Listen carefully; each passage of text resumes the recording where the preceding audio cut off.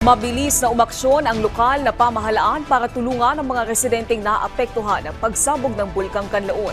Si Jessie Atienza ng PTV Cebu sa Balitang Pambansa.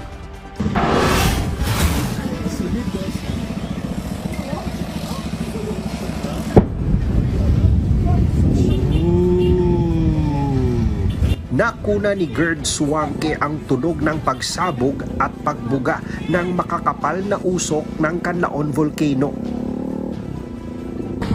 Aras dalaw mo? Hala, Hangin na yan, talas angin. wala yan. Gagi, nanginginig ako. Napurog ko.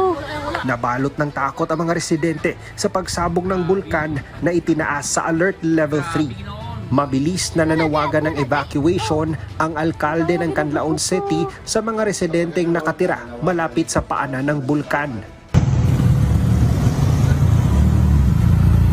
Agad tinakpan ng alikabok o ashfall ang city proper ng Bagos City sa Negros Occidental.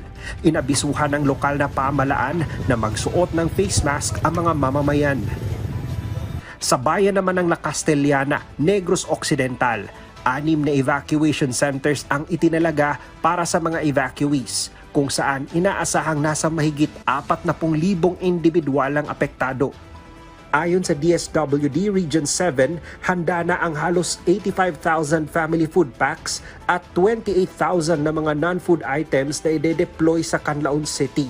Kabilang na riyan ang family kits, sleeping kits, hygiene kits at kitchen kits. Nag-abiso na rin si Defense Secretary at NDRRMC Chairman Gilberto Teodoro Jr. sa Office of the Civil Defense na magsagawa ng urgent evacuation para sa halos 90,000 na mga individual.